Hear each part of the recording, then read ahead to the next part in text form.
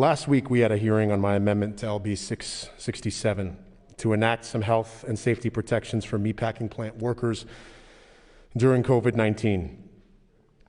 Now, at the hearing, we heard from 34 proponents, all stating that these are exactly the protections that these workers need.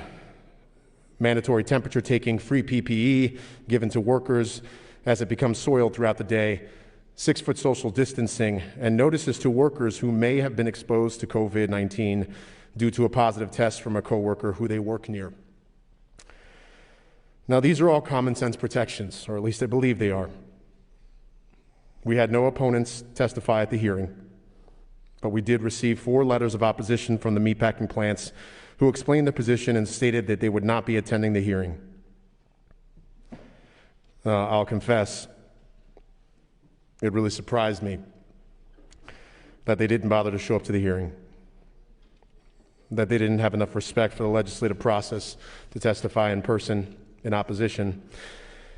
And ultimately, and what I said earlier, is to talk about ways that they can make the bill better. They did not come and answer questions about what is happening at their plants. And I did not feel that they had the compassion to sit in the same room as their employees who risk their jobs to tell the committee about the unsafe, unhealthy working conditions they are experiencing, not and during regular times, but during the COVID-19 pandemic. Now, one of the testifiers came and told me that the committee told the committee their experience working in the Tyson plant in Sioux City. I want to share that one with you. Christian and his dad worked together. They worked together at the plant, and his dad contracted COVID-19 at work and was hospitalized. His dad was 52 years old when he went into the hospital, and he turned 53 while he was there. He died 5 days before Christian's first child was born, what would have been his first grandchild. Christian told us that Tyson didn't acknowledge his father's death in any way. They did not send any condolences. And he quit after his father died because after working together so closely on the line for so long, he could not bear to look over the shoulder and not see his dad there. Another testifier came and talked about how 5 of her family members who work in packing plants have died from COVID-19. 5 people in her family. Many testifiers talked about how quickly their masks became soiled throughout the shift and are not replaced with clean ones. Many of us in this body have been wearing masks. Think about when you need to adjust them if they're slipping or even if you have an itch. Now think about doing that when your hands are bloody. The mask becomes soaked in blood. And then imagine working that way for 3 or 4 more hours. Colleagues, that part is inhumane, it is unhealthy, it's unsafe. These are just some of the stories that the committee heard from testifiers at the hearing this week. And I think it's important that you know them too, and that you know what happened at the hearing. Now, the Business and Labor Committee advanced my amendment, LB 667, today. But obviously, it is too late in our session for LB 667 to be fairly debated by all. And I don't believe that there are any other germane bills to attach to the contents of the bill. And quite honestly, I wouldn't add an unfriendly amendment to another bill, period. But I do believe this issue is urgent, and I'm taking that time now. Now, the legislature cannot take action on this right now, but the executive branch can. The Department of Labor can. And the advancement of LB 667, the stories shared at the hearing, the news stories that came out of that hearing should all be strong indicators to them that they should act now, that they need to act now. Meatpacking plants wrote to the committee that this legislation is not needed because they already have to comply with OSHA and CDC guidelines. But that's part of the problem. They should be applying to those guidelines, and some are doing things, some are not. But these guidelines are not laws. They're not enforceable. They're unenforceable. We heard from workers about OSHA announcing visits to various plants in the middle of the pandemic. The employees would clean up some areas really well and take inspectors around to those other ones. Colleagues, this is exactly why this legislation is needed. Employers can say everything they want. But put aside all of you, whether or not you support this or you don't, there is one clear way to see whether or not what is happening, and that's publicly available health data. And this is what the data says. Nearly 5,000 packing plant employees have tested positive for COVID-19. 5,000, which is 20% of all the COVID-19 cases in our state.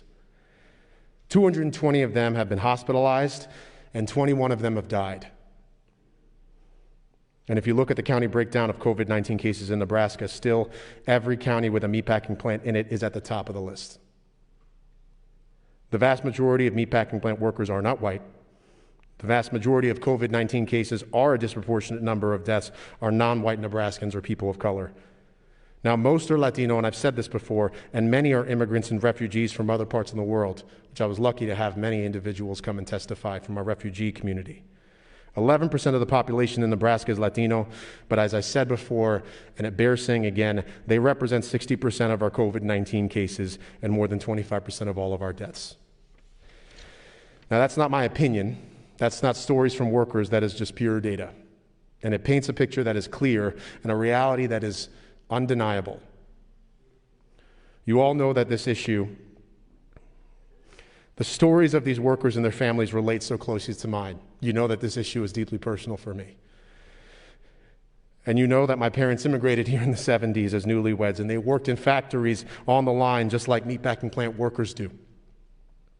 And I know how hard the work is under relatively normal conditions, let alone under a COVID-19 pandemic. Now, as a child, it was hard for me to see them experience that physical pain, knowing that I can't imagine what it would be like now to be a child of a factory worker in the middle of a global pandemic, to know that your mom and dad leave home every day in a time and in a period and a place where the virus has spread like wildfire. To watch as they go to work and contract the virus and are sick in the hospital and can't work and don't have the same privilege that we do to choose not to work or to work from home, and to wait months for someone to do something to help your parents and for that help never to come. Now, I lost my own dad to COVID-19, and I really hate talking about it. I'm not gonna lie, I hate talking about it. And he was taken from me, and I don't know what else I can do. Too many families go through this right now. And I've gone through this, but the most important thing to remember is that this is preventable. We should be doing everything we can to prevent this from happening. There is no minimum number of acceptable deaths or hospitalizations or COVID-19 cases. Now, colleagues, though we cannot take any legislative action on this critically important issue today, and personal issue, this does not mean the end of the road on advocacy for me on this, and for many others outside of this chambers who we know we need these laws now. These workers deserve to be heard, they deserve your support, and they need every single person in power to act now. And so I'm imploring those that can do something to act urgently, to act with compassion, and to act with humanity. And I hope that you will stand with me and will fight with me for these workers' lives from here on in. Thank you.